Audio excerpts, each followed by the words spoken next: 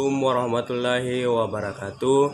Perkenalkan, nama saya Audrian Ahmad dari kelas 28D dengan NIM 18472411041. Baik, di sini saya akan menjelaskan tentang pengertian dari analisis kurikulum dan silabus di SD.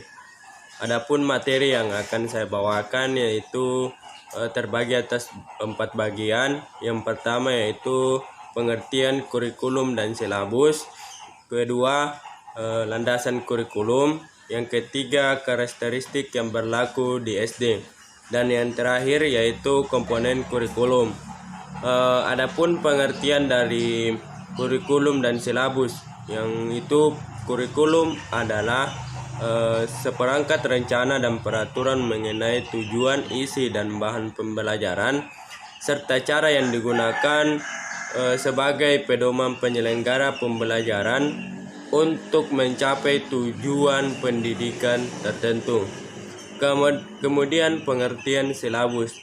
Silabus adalah rencana pembelajaran pada suatu dan kelompok mata pelajaran atau tema tertentu yang mencakup standar kompetensi dasar, materi pokok atau pelajaran, kegiatan pembelajaran, indikator pencapaian kompetensi untuk penilaian, tujuan pembelajaran, penilaian, alokasi waktu, dan sumber belajar.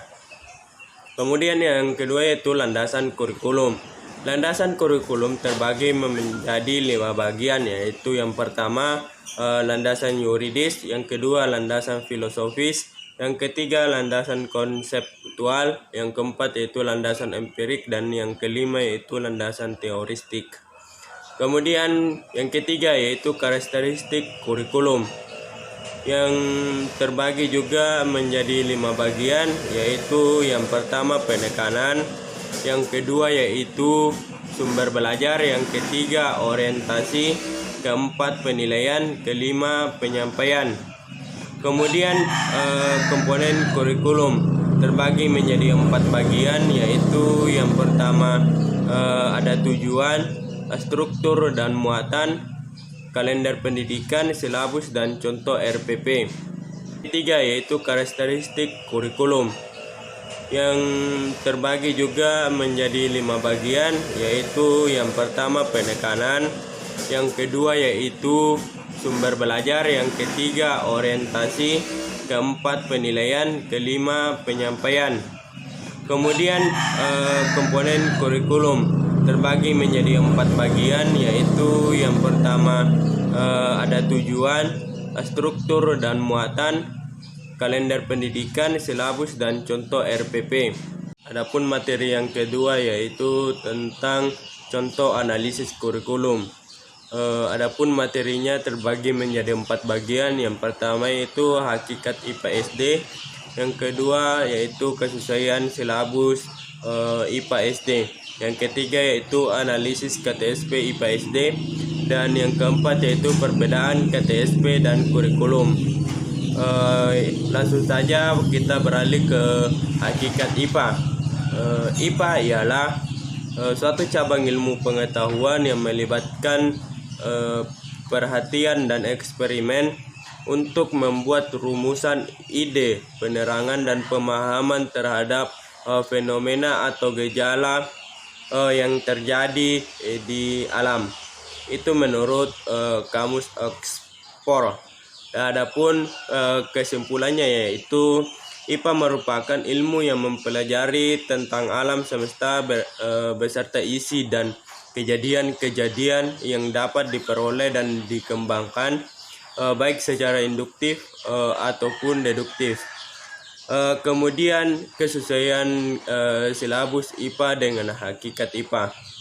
Dilihat dari kurikulum 2013 secara global, kurikulum baru memang bagus karena lebih menekankan pembelajaran efektif. Siswa harus lebih mencari sendiri atau membangun sendiri pengetahuannya. Dengan begitu banyak siswa yang lebih kritis dan aktif, serta mereka akan lebih memahami karena mereka yang mencari sendiri. Kemudian analisis KTSP IPA SD dan analisis kurikulum IPA SD. Yang pertama itu analisis KTSP IPA SD, yaitu SK dan KD harus memenuhi sebagai berikut. Yang pertama yaitu pada ranah kognitif, pengetahuan, pemahaman, penerapan atau aplikasi, analisa, sketsa dan evaluasi. Kemudian yang kedua yaitu untuk ranah afektif, penerimaan, partisipasi, penilaian atau penentuan sikap organisasi dan pembentukan pola.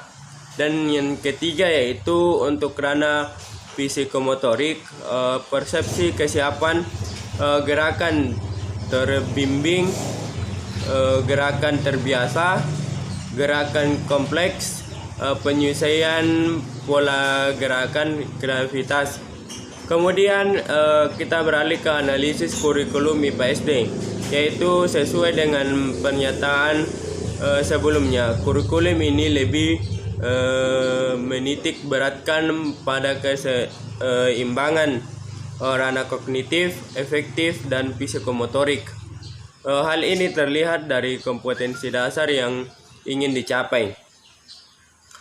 Kemudian adapun perbedaan antara KTSP dan kurikulum 2013, yaitu di mana KTSP lebih menitik beratkan terhadap ranah kognitif, afektif, dan psikomotorik. Dari kesesuaian ranah tersebut, semuanya seimbang, akan tetapi kurangnya faktor yang mendukung untuk tetap terlaksananya KTSP tersebut, yaitu masih terdapat beberapa kelemahan yang ada pada KTSP yang belum terpenuhi ketika proses pembelajaran. Kemudian untuk kurikulum 2013 yaitu melanjutkan pengembangan kurikulum berbasis kompetensi yang telah dirintis pada tahun 2004 dengan mencakup kompetensi, sikap, pengetahuan, dan keterampilan secara terpadu. Demikian materi yang sempat saya sampaikan. Saya akhiri dengan ucapan Assalamualaikum warahmatullahi wabarakatuh.